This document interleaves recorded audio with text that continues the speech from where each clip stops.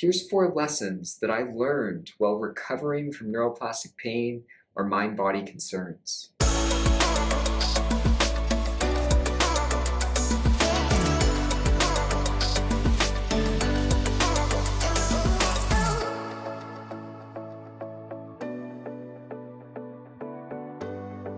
Number 1, pain and physical symptoms commonly occur when we feel an emotional danger. Whether you call it TMS, neuroplastic pain, mind-body syndrome, psychophysiologic disorder, it's the understanding that when we feel an emotional danger, pain and physical symptoms can occur. Because having a physiological reaction to our emotions is so normal. It's just part of being a human being. And I'm of the opinion that every human being has had a neuroplastic symptom at some point in their life. And this is a huge lesson to learn, that neuroplastic symptoms occur when we feel an emotional danger, and that they're really common, that a significant portion of chronic pain is likely neuroplastic. And realizing this on my own journey really helped me understand that, my body was okay. It reduced naturally the fear, frustration, and despair that I had about my symptoms, and it gave me a path forward to truly healing my own symptoms and reducing them with kind of this mind-body journey that I've been on ever since. Lesson number 2, perfectionism and people-pleasing are highly correlated with neuroplastic pain. And actually reducing these traits can reduce our pain and physical symptoms. This was a huge lesson that I learned early on and was important for me to put together. And, perfectionism and people-pleasing, this isn't an identity. It really isn't. Some people identify like this, but it's a coping strategy. They both are. We start to behave perfectionistically and we people please because we feel in emotional danger.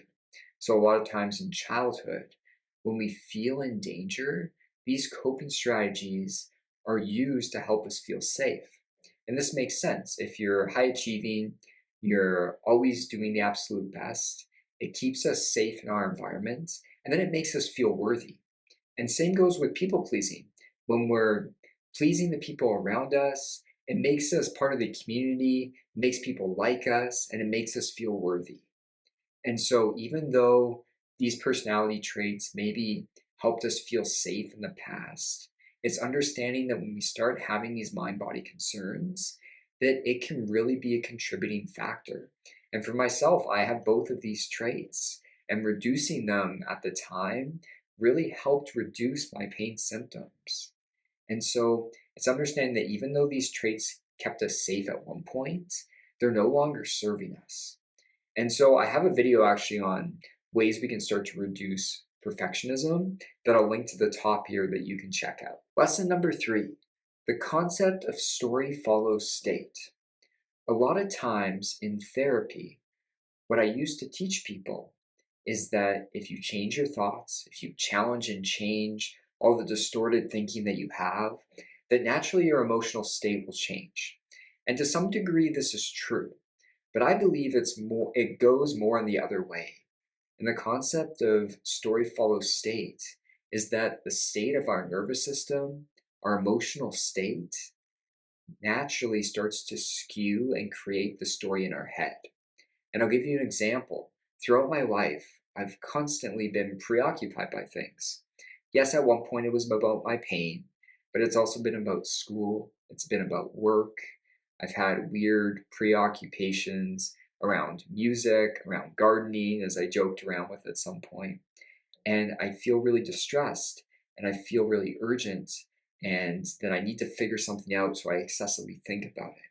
What's happening is that the state of my nervous system is dictating the story in my head. And so if you constantly feel in danger mode, then the brain is just constantly scanning for it. So even things that happen in our day that are maybe meaningless and they don't have, a real danger element to it, if your nervous system feels in danger, that story starts to get skewed.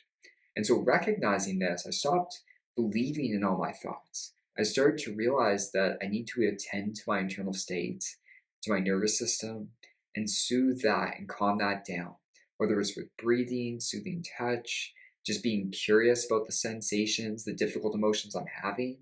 And then naturally, what I'll realize is the story in my head will start to change. And finally, lesson number 4, discovering our authentic self and starting to live life accordingly can support mind body healing.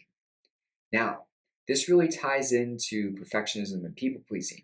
If we can start to reduce these things, if we can start to reduce the pressure we place on ourselves, the pressure the world places on us, reduce expectations, and start to criticize ourselves less, we start to give ourselves space to discover who we authentically want to be, what we value in the world, and how we want to move forward with living. Something about the way we were living was likely not working if you started to have neuroplastic pain or symptoms. And so making these changes and starting to honor who we authentically are and live like this can be really valuable, immensely valuable. I can't say that enough. Now, for myself, left to my own devices, I will work myself into the ground. I know this about myself. And even sometimes still, I struggle with this. And authentically, I know I don't value just excessively working.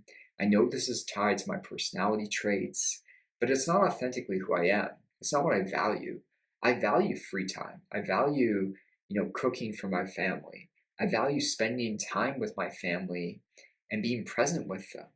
I don't value and actually want to work 70 hours a week. And so that's just an example of what I actually value in life and then trying my best to live accordingly.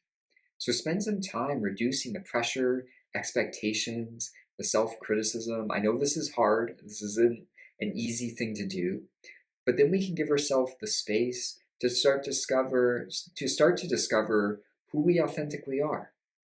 So I hope these 4 lessons were helpful to go through. I know they were kind of quick. So if you have questions, please put them down below. I'll be sure to answer them. And please hit the like button, subscribe to my channel, as I'm going to release videos every week talking about neuroplastic pain and mind-body concerns. Take care.